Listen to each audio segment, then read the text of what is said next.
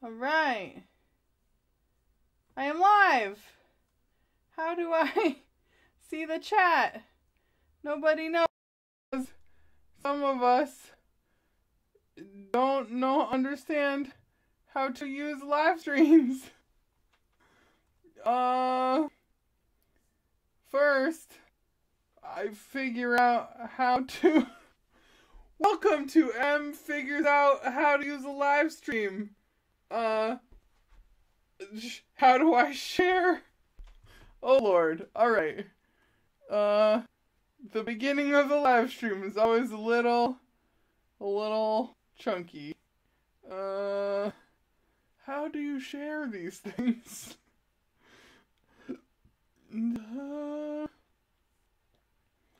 So I am currently live, but how do I do it? Ooh. No, nope. Hello, humans. I cannot... Oh, there are two of you watching. Just someone want to leave a comment in the thing to tell me how to share it. Oh, no. Did everything break? Nope. It was just my thing going. So, if I knew how to share a link, which apparently I don't know how to do, I would share it on Twitter. But, oh, look at me knowing how to do things. Hello. I'm very proud of my little chest webcam thing happening right now. I think it's a little loose, so we might have to add some clamps. In a second, I will be giving you a tour of the sculpture that I'm making and showing you around my studio. If I could figure out how to... You can tell I am not yet an experienced live streamer because I have no idea how to share things. Oh well. Great, let's go back to the thing. Can I turn the chat on? Great. I can see a chat, everything is great. Alright. See if I can figure out how to do this. Awesome. For some reason, So, this... Oh, Steve is talking to me, hold on. For some reason, H6 is making your voice super deep. Super deep voice? More brr. Oh no. Do I have a super deep voice, y'all? So yeah, my goal here is with my little 3-camera setup. This one is my laptop built-in. This is my DSLR, which we can move around a bit. And this is my chest-mounted webcam, which I'm trying to make be very secure, with clamps and things. We'll see if that works out. So, let's take a little trip over here, which, I can turn this one. Oh, actually, I'll just pick up the sculpture and bring it over here so y'all can see it. So, let's see. How do I use my hands and have a camera attached to my body? It's all very strange. Alright, let's turn you this way a little.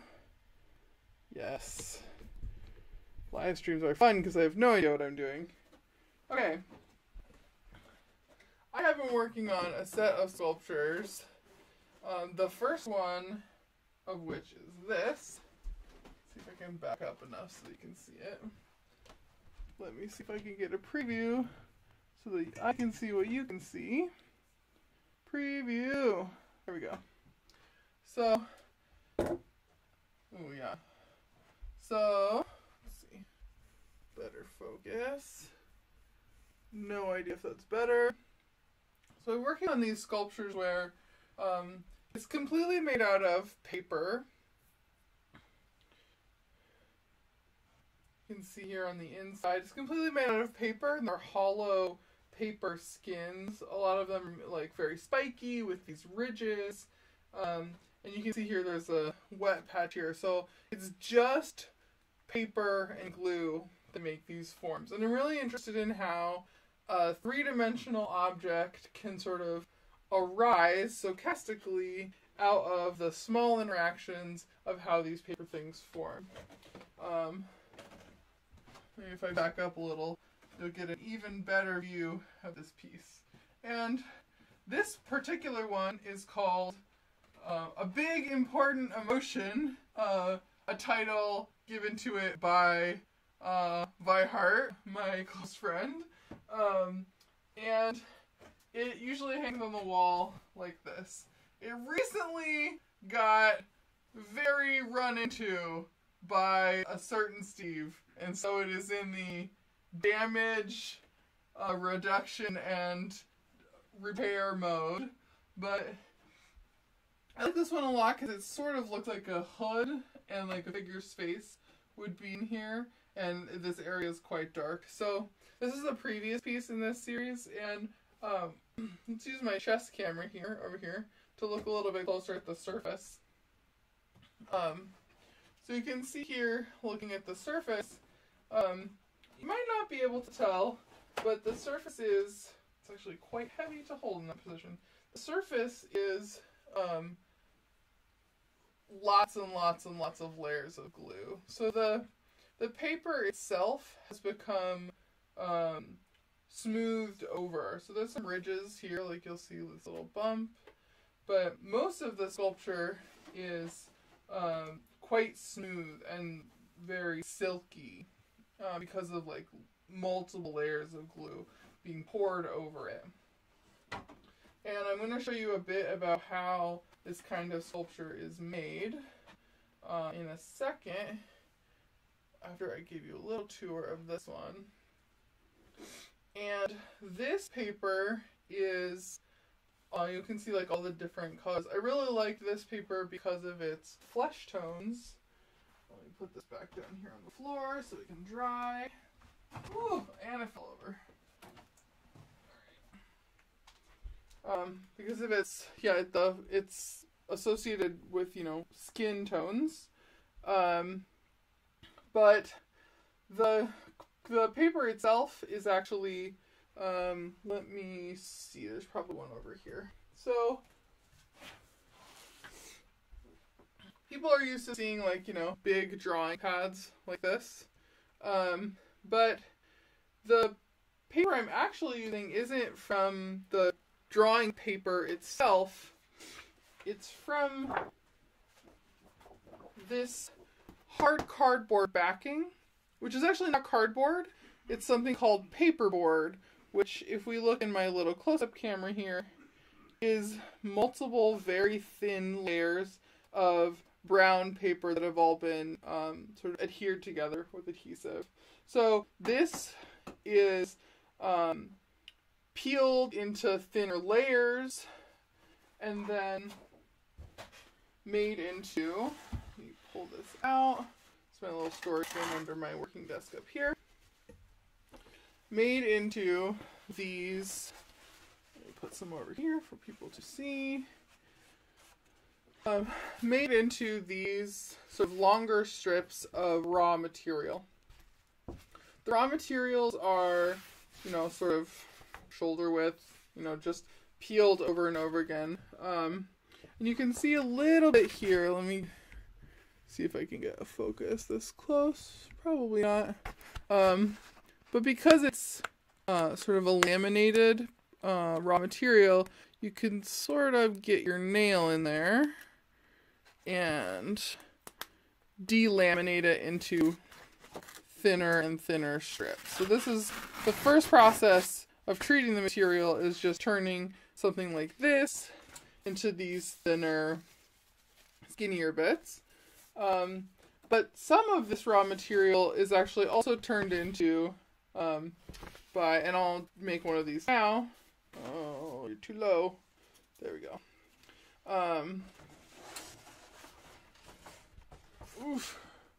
Is also turned into these, where is one individual one? Into these cones. So these cones are, this one's black on the back because it was a slightly different color of backing paper. So these are cones. They're made by taking some generally rectilinear shape. This one's, you know, tearing a bit. Getting some sort of little fissure in the middle and then just overlapping the two like this to make some sort of cone. These are the base sort of building block, the little Lego that I use to make this, to make these bigger sculptures. Now I need my glue bottle, which is over here. Glue bottle. Now, well, the next step is basically just applying this glue bit and overlapping the two. Pretty simple. There's some finesse in like getting the edges to lay down, but in this first step of the process, I'm not really worried about how pretty the seams are or how much it lays down. Let's try and focus the camera without getting glue all over the lens. Wow, that's difficult. I apologize if my DSLR is completely fuzzy this entire time. It's really hard for me to see whether or not it's focused, and because of the software I'm using, it won't autofocus. In future streams, I'll make an effort to figure out how autofocus will work. So once I get it basically smoothed out, using my fingers and getting the glue kind of smooth, I use various different kinds of clamps, like little office clamps, or these, my favorite, these like little, if I need like a lot of strength, I use these, or various different kinds of magnets. These are just like tiny little neodymium magnets. I use various different sizes and shapes. I use these little ball shapes too. But for now, we're just going to use this little clamp because this one doesn't need that much strength. So once I have lots and lots of these sort of piled up, I'm realizing that noise is my DSLR refreshing constantly and then going to sleep. So hopefully it'll wake back up here in a second, or maybe I will have to fix it because I do not understand why it's doing that. That is terrible. Why are you doing that? Losing power. Oh no. I think the DSLR lost power, so, give me a second. I'm gonna put you down here by the clamps. You can look at some clamps. It's the interior. Oh yeah, that's a good shot. Here's the interior of the sculpture that I'm currently working on. I'm gonna grab the power cord for my DSLR. If it has one, it does. Alright. Emergency live stream power re-putting. Alright. Dun dun dun dun. Power for the camera. And then hopefully it will refresh. And I will still be live streaming at the end of this.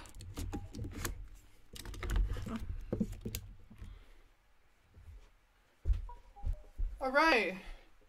We lost one of our cameras, but I think it will come back if I just refresh it. Alright, emergency feed manipulation. Woo! It came back! Great!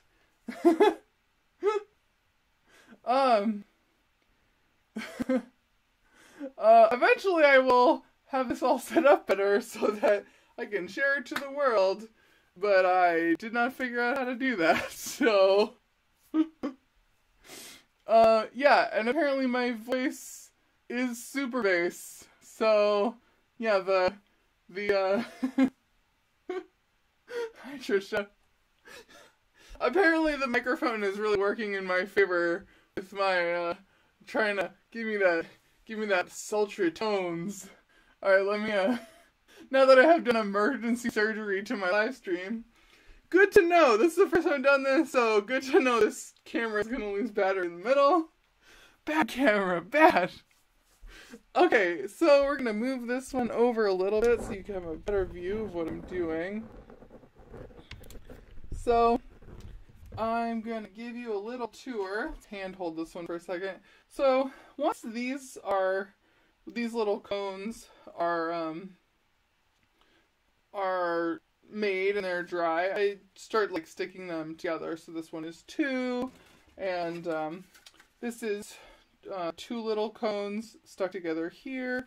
You can see 2 little cones. I'll stick you down here for a second so we can have prettiness. And then just using clamps to clamp them together, just like I did with an individual cone. You can see my giant bowl of clamps. And we'll get to, in a second, to my disgusting bowl of glue water, which is just always here. There's always a bowl of glue water in the studio somewhere.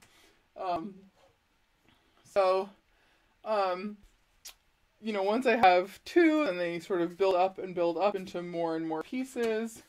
So let's see. Get some clamps. This one also I think is 2. Some of them, like I have to add little bits to really make them strong enough to stick together. But still, I'm not focused on I've never in this process am I focused on the overall shape of the piece. I'm just working on with like bits at a time, really trying to build up sort of from the grassroots, from the bottom up, really trying to build a volume from its skin, building from how I can make a thing with no interior. I'm really interested in this idea of a volume with no interior, because we have such a stigma against sort of skin deep. And I don't know, I'm just interested in like how volumes are made out of skins and how you can make something that is valuable and interesting, but it itself is just, it emerges out of its own external form. So let's see, I'm going to take this little camera and give you a little tour before I take off all these. So once you have a bunch of these littler, like sort of groupings of cones or valleys, I start to sort of group them together. And you'll still notice here that there's lots of little holes, and it's, sort of haphazard, and the edge is very haphazard. And it's held together, here by different magnets, and it's also held up as the volume grows taller. It can't yet, it will eventually be able to, but it can't yet hold up its own weight. So I put these hooks in the ceiling and use different lengths of chains of paper clips to clip them to the ceiling. And there's another chain over here that's holding up this more stiff part. This part probably actually doesn't need to be held up, but without this chain, the sculpture as a whole would be much more likely to topple over. So I'm just going to take some of these off because this has been drying for a while, so a lot of these we don't need.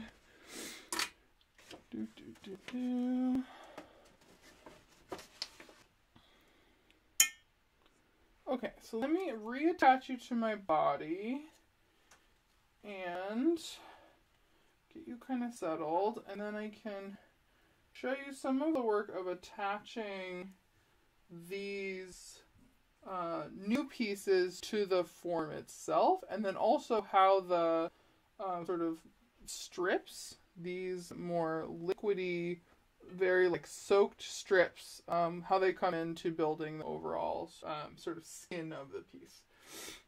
Let me check back into the area where I can actually see what people are doing. Great. Everything is working. I have to go back and forth because of lag and because of cameras breaking. So, let's put this back over here. Okay, so now we can see, let's see, maybe it would be helpful if I brought you more. Oh, that cable won't go any farther. Never mind, you don't get to go any farther. I'm getting too excited.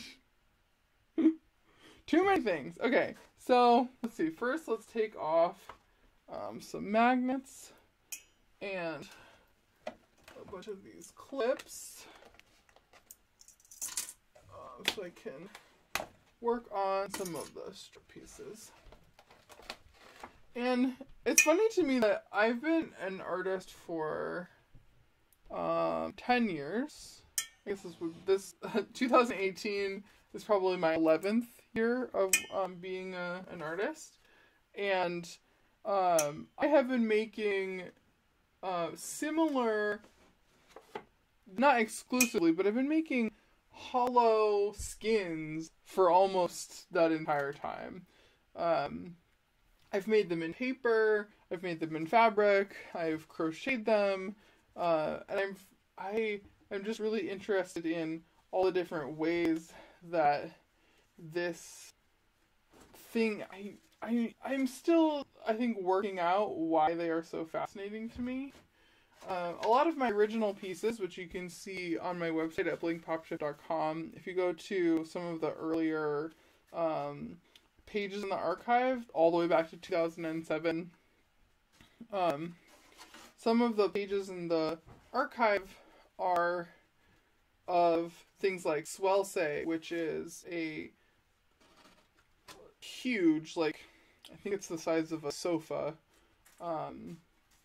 piece that was crocheted, and it too, like, sort of arose from the actions, the sort of step-by-step actions of making it. I never sketched out what it was going to look like or planned it out. I simply let it arise from its making. And it too was a hollow skin, and it sorry, it had this it was all made out of yellow yarn, crocheted yellow yarn, so it had this sort of poisonous glow almost, like a giant poisonous caterpillar. But these, while similar in some aspects, where they have the same kinds of spikes and they have the same kinds of curvilinear volumes, these are harder and they stand up on their own. They don't have to be stuffed.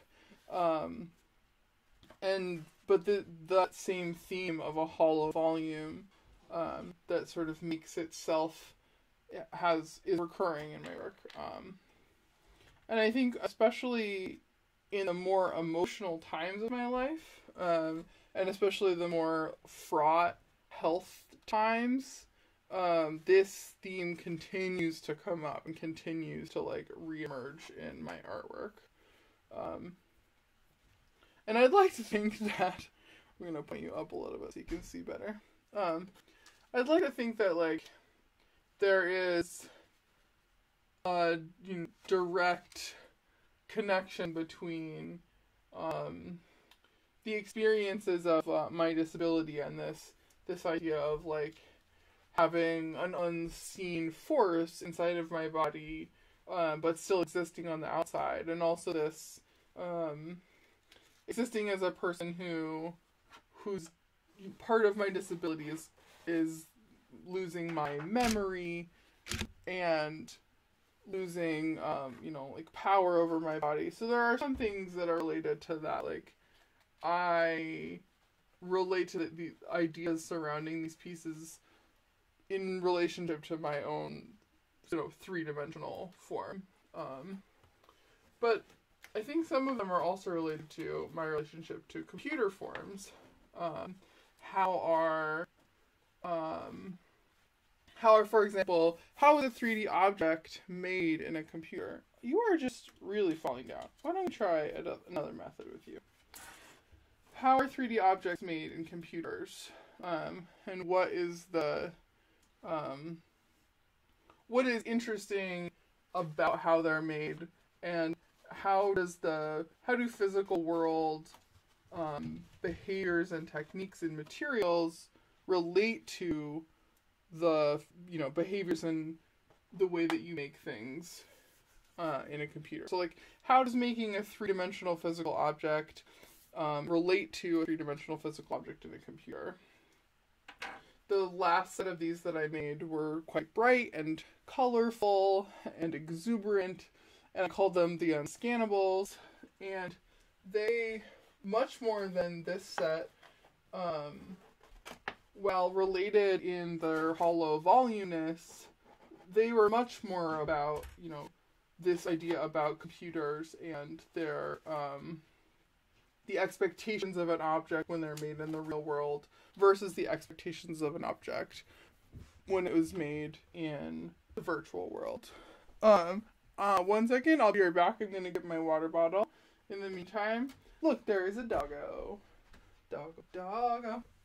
Look at that. Look, there's a camera, Ellie. Yeah. Guys, who are the cutest? I know everyone is just here to see a doggo.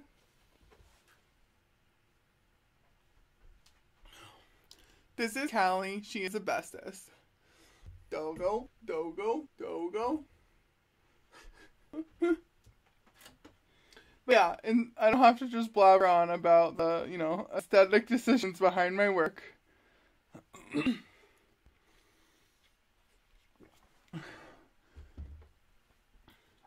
If you have specific questions about them, that's fine. I'm happy to answer them.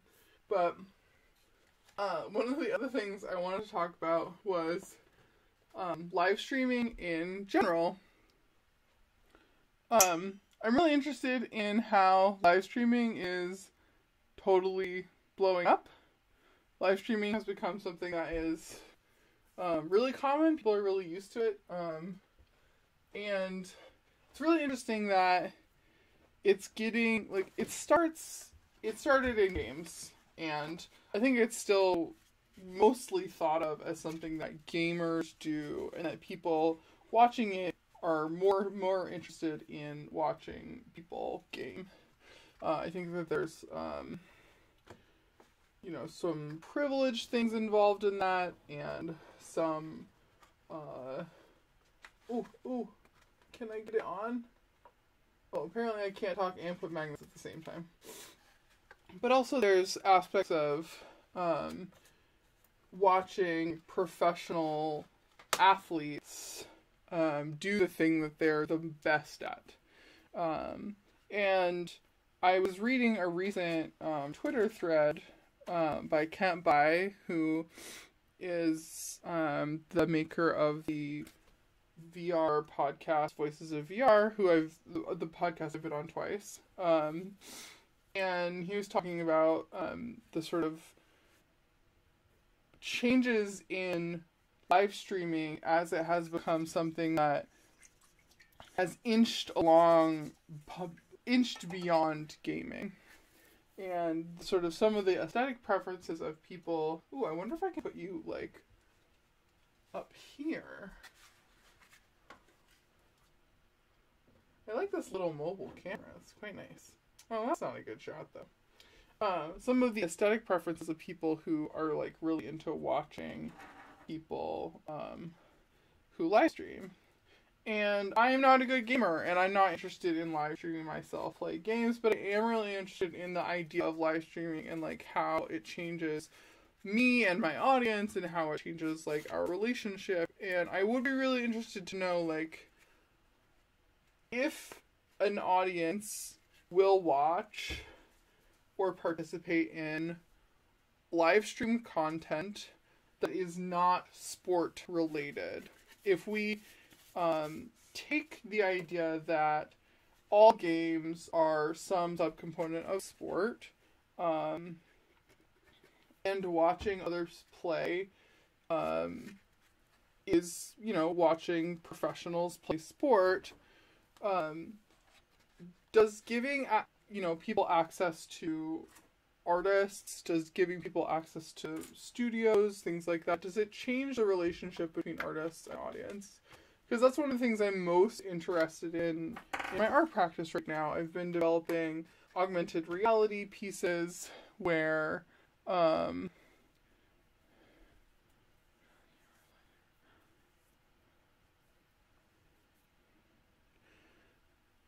while you mentioned gamers, live streamers, don't you think it all started back with a Jenny Cam time frame? Totally. So, I don't know if people know about sort of the origins of live streaming. Yeah, I can't. It would be great if I could see both of these things at once. I will eventually figure out how to do that.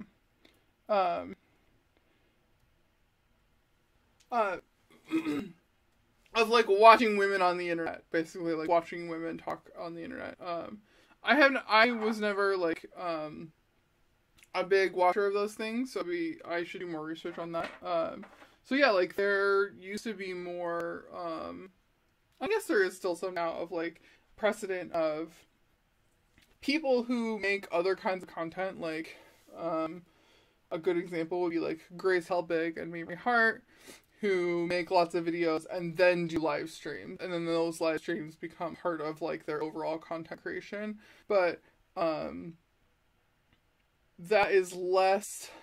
So the gamer people, I would argue, are like live stream first. So they only live stream, and then they might also take clips from the stream and put them on YouTube, or clips from the stream and put them on Instagram.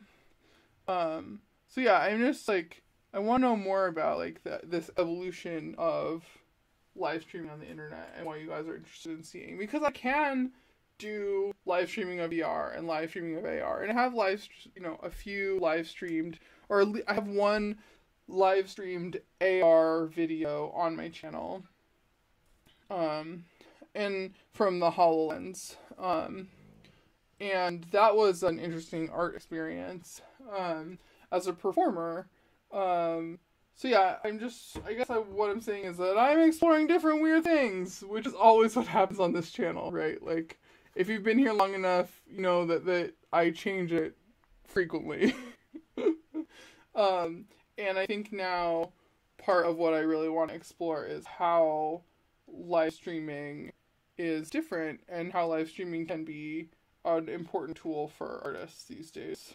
So yeah, that's what I'm thinking about. Keep the important live streaming info number 1, have a water bottle, because your throat gets tired, like, immediately.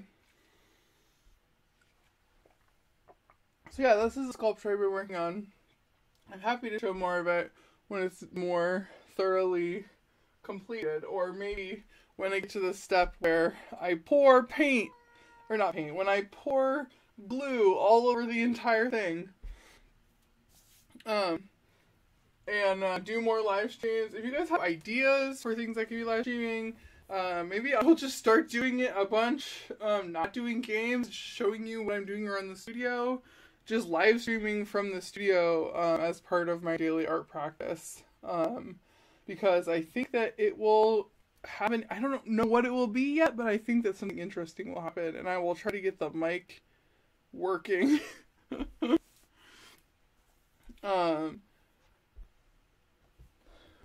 Thanks for talking about this. It's a fascinating topic, from pure voyeuristic aspect to the more interactive. And then the aspect you mentioned where we get the experience people process their craft. Yeah, it's interesting, like, what component of voyeurism improves people's experience of art in the world? Because a lot of what happens with people's expectations and experiences of art are this problem where, let me turn this camera so you can see me a little better. Or this problem where art is still, even in this era that we live in, it's still this separate thing that not everyone does. And I'm not trying to say, like, live streaming will demystify all of art and everyone will do it, but it does change the art audience's relationship to the artist when you have direct access to my studio, direct access to me as a person, direct access to my thoughts, instead of curated, only written down, considered access to all those things. So yeah. I guess the other thing I'm thinking about right now, since I'm voluntarily giving you access to all my, like, churned up thoughts is that I am going to write a memoir.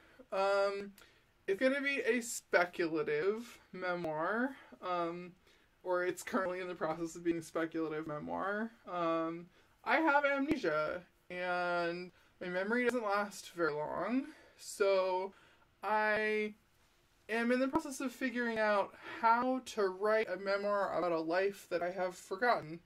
And I'm really interested in the process of doing that. So maybe live streaming will be part of that. Leaving these little breadcrumb records of the life around me and the life in my studio. So, yeah. That was a lot of talking. Let's take a second, actually, if you guys want. I did this in my most recent video. Let's just, shrug, roll our shoulders out.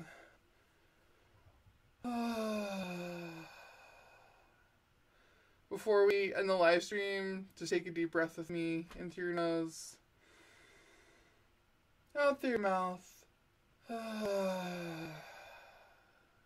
in through your nose,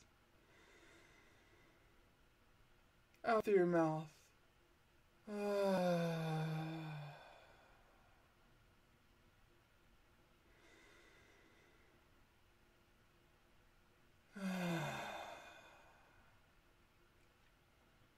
Thanks for taking a few deep breaths with me, and I will see you next time.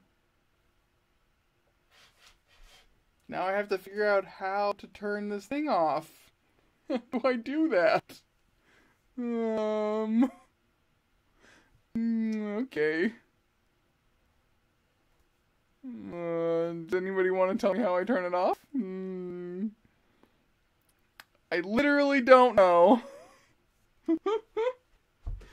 Wait, is there a button somewhere? Why is there no button? Is it in a different piece of software? This is embarrassing. No, see, this is the point about live streaming, is that, like, I just have to be embarrassed in person because I have literally no idea how to turn it off. Oh, great. Oh, wait, maybe it's in this other, maybe it's in here. Oh, here we go.